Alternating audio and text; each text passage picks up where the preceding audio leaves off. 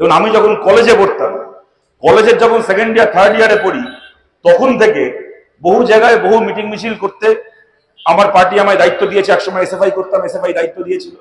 তবে থেকে বহু জায়গায় গিয়ে মিটিং মিছিল অনেক করতে হয়েছে। আমি যবে থেকে আমি মনে করতে পারি এরকম ভাবে লোকসভা ভোটের প্রচারে বামফ্রন্টের হয়ে কি পরবর্তীকালে আমাদের জোটের হয়ে সভা করছি। 2009 লোকসভা ভোট প্রথম ভোট ছিল, যেখানে আমি জীবনে প্রথম লোকসভায় ভোট দিয়ে হয়েছিলাম সে বছর, আর ঘুরে ঘুরে লোকসভা ভোটের মিটিংও করেছিলাম সে বছর থেকে। তারপর থেকে এতগুলো লোকসভা ভোট, এতগুলো বিধানসভা ভোট পার করছি। আপনাদেরকে বলছি খুব সৎভাবে, আন্তরিকভাবে একটা কথা বলছি, এইবার আমি নিজে বুঝতে পারছি নতুন একটা প্রবণতা। এইবার খালি বলবো না, গত 3-4 বছর ধরেই চলছে এটা। ধরুন একটা জায়গায় সভা করতে যাচ্ছি, বিশেষ করে ধরুন আমার বাড়ি কলকাতায়, দক্ষিণ কলকাতায়। কলকাতার আশপাশে দমদম, সল্টলেক এগুলো চেনা এলাকা, কি যাদবপুর, টালিগঞ্জ, এইগুলো তো মোটামুটি আমার যাতায়াতের মধ্যে, এখানেই বড় হয়েছি, মোটামুটি জায়গাগুলোকে চিনি। কিন্তু আমি আপনাদের ধরুন বলছি, মনে করুন উত্তরবঙ্গের কোনো একটা ব্লকের কোথাও একটা মিটিং করতে যাচ্ছে, ধরুন বালুরঘাটে, কি মনে করুন আলিপুরদুয়ারে, কি মনে করুন বনগাঁর ইন্টেরিয়ার কোনো জায়গায়, কি নদিয়ার একদম ভেতরে কোনো জায়গায় মিটিং করতে যাচ্ছে। যখন মিটিংটায় যাচ্ছি, আমাদের পার্টির যে কমরেডরা থাকেন, ধরুন কেউ নিয়ে যাচ্ছে মিটিংয়ে, যাওয়ার সময় তাকে জিজ্ঞেস করতে হয় যেখানে মিটিংটা হবে ওটা হিন্দু এলাকা না মুসলমান এলাকা। সে ধরুন বলে দিল যে এটা হিন্দু এলাকা, তাহলে বুঝলাম যে আমাকে এখানে এই বিষয় নিয়ে কথা বলতে হবে। যদি বলে মুসলিম এলাকা, তাহলে আমি বুঝলাম যে আমায় ওখানে এনআরসি, সিএ এইসব নিয়ে বলতে হবে। আবার যদি হিন্দু এলাকা হয়, তখন আবার আরো খুঁটিয়ে জিজ্ঞেস করতে হচ্ছে আজকাল যে হিন্দু মানে কি ওখানে উচ্চবর্ণ হিন্দুরা বসবাস করেন, নাকি নবশূদ্র এলাকা, মতুয়া, দলিত সম্প্রদায়ের মানুষ বেশি বসবাস করে। যদি মতুয়া অঞ্চল হয়, যদি রাজবংশী অঞ্চল হয়, তাহলে একরকম কথা বলতে হবে। যদি সাঁওতাল আদিবাসী অঞ্চল হয়, তাহলে একরকম কথা বলতে হবে। যদি উচ্চবর্ণের মানুষের বসবাস হয়, সেখানে অন্য বিষয় নিয়ে কথা বলতে হবে। আমি আপনাদেরকে কথাটা এই কারণে বলছি, ধরুন আমি কলেজে পড়ার সময় থেকে বামফ্রন্ট সরকারের সময় কয়েক বছর, তারপরে সরকার পাল্টানোর পরেও বেশ কয়েক বছর যখন মিটিং করতে যেতাম, বিশ্বাস করুন কোনোদিন আমাকে এই প্রশ্ন করতে হয়নি হিন্দু এলাকায় না মুসলমান এলাকায়, কোন এলাকায় মিটিং করতে যাচ্ছি। জানতাম যদি আজকে আমাকে চাকরি বাকরি নিয়ে কথা বলতে হয়, জিনিসপত্রের দাম নিয়ে কথা বলতে হয়, স্কুলের শিক্ষক নিয়োগ নিয়ে কথা বলতে হয়, তাহলে সল্টলেকে দাঁড়িয়ে যা বলবো, তপসিয়াতে দাঁড়িয়েও তাই বলবো, পাকসাকাতেও তাই বলবো, টালিগঞ্জেও তাই বলবো, আর বনগাঁর গ্রামেও তাই বলবো। জিনিসের দাম সব জায়গায় বেড়েছে, চাকরি বাকরির সুযোগ সব জায়গায় কমেছে, ছেলে মেয়েদের পড়াশোনার সংকট সব জায়গায় হয়েছে। সব জায়গায় মানুষের পেটের খিদের কথা, জীবন জীবিকার কথা হিন্দু, মুসলমান, আদিবাসী, দলিত, সাঁওতাল সব এলাকায় একভাবে বলবো। আজকে খালি আমি বলে না, আমার বিশ্বাস যারা তৃণমূল করেন, বিজেপি করেন, তাদেরকেও একটা এলাকায় কোন ধর্মের, কোন জাতের মানুষ বসবাস করেন, সেই অনুযায়ী ঠিক করতে হয় কোন জায়গায় গিয়ে কোন বিষয় নিয়ে কথা বলবো। আপনাদের কাছে ভোট চাইছি সঞ্জীব চট্টোপাধ্যায়ের সমর্থনে, সিংহ চিহ্নে, খালি তৃণমূলের হাত থেকে, বিজেপির হাত থেকে মুক্তি পাওয়ার জন্য নয়, রাজনীতির এই বিষয়গুলোর হাত থেকে একজন রাজনৈতিক কর্মী হিসেবে যেন আমিও মুক্তি পাই। খালি আমি আজকে সিপিএম করি বলে নয়, যে তৃণমূল করে, যে বিজেপি করে, তাকেও যেন কখনো কোনো এলাকায় জাত ধর্মের হিসাব করে বক্তৃতা দিতে যেতে না হয়, সেও যেন রুটি কাপড়া মাকানের জন্য কথা বলতে পারে। তার জন্য আপনাদের সমর্থন চাইছি। যদি বামপন্থীরা যেতে, যদি লাল ঝান্ডা শক্তিশালী হয়, তাহলে বাংলার মাটিতে রাজনীতির বিষয় পাল্টে যাবে।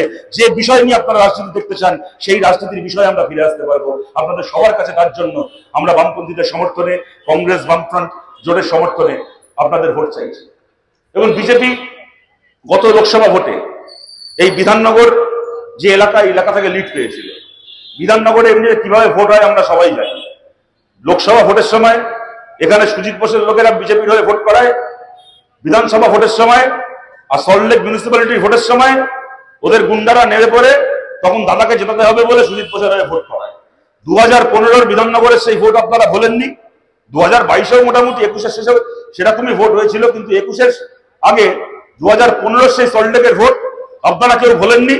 3 ঘন্টার মধ্যে বাকি সাধারণ মানুষ ছেড়ে দিন, ভোটার ছেড়ে দিন, 26 জন সাংবাদিককে সল্টলেকের আমরি হাসপাতালে ভর্তি করিয়ে দিয়েছিল নাকবুক ফাটিয়ে এই সুজিত বোস আর সব্যসাচীর লোকেরা।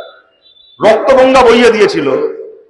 কারি কারি বস্তাবন্দি voter slip, voter I card পাশে লেক টাউনের সামনে খাল থেকে পাওয়া গেছিল।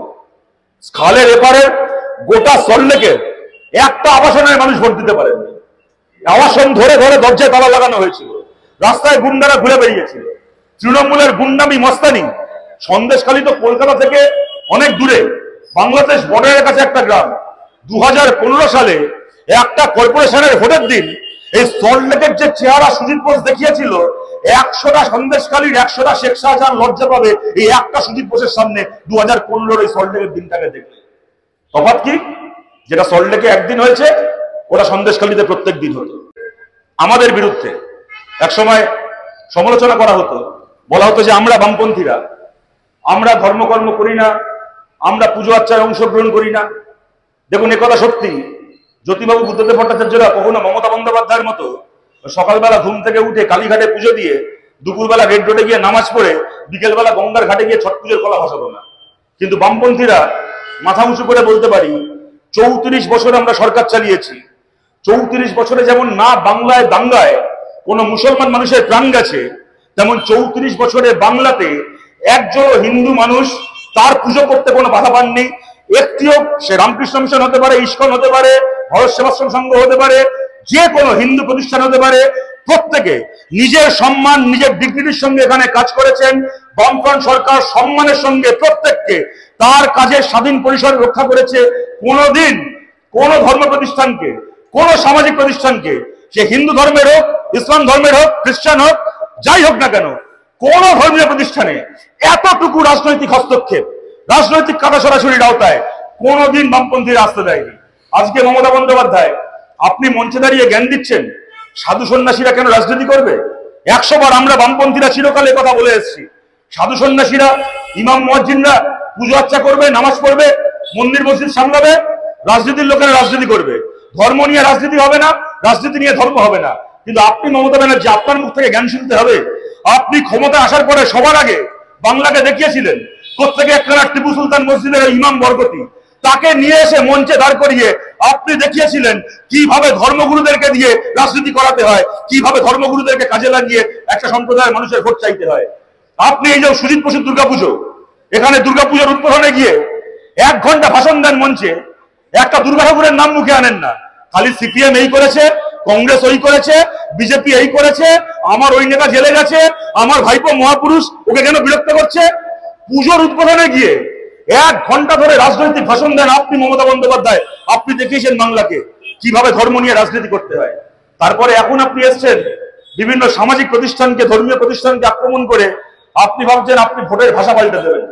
যারা বিজেপি বিরোধী মানুষও আছেন এখানে, হয়তো অনেকে তৃণমূলকে লেসার ইভিল ভাবেন, আপনাদেরকেও বলছে একবার চোখ কান খুলে ভাবুন। যবে থেকে লোকসভা ভোট চালু হয়েছিল, বিজেপির বিরুদ্ধে কথা হচ্ছিল ইলেকট্রাল বন্ডের দুর্নীতি, বছরে 2 কোটি চাকরি দিতে না পারা, জিনিসপত্রের দাম বাড়া, বেকারির জ্বালা, দুর্নীতিগ্রস্তদের খোলা ঘুরে বেড়ানো, ভারতের সুরক্ষা ব্যবস্থা ভেঙে পড়া, বিজেপির বিরুদ্ধে কথা হচ্ছিল। আজকে মমতা বন্দ্যোপাধ্যায় কোথাকার কে কার্তিক মহারাজ আছে আর কোথাকার 3টে সংগঠনের নাম করে একটা এমন ভাষণ দিলেন যে ওনার ভাষণের ফলে আজকে সাধু সন্তরা এসে বলছেন যে আমরা পশ্চিমবাংলায় রাজনৈতিক মিছিল করব।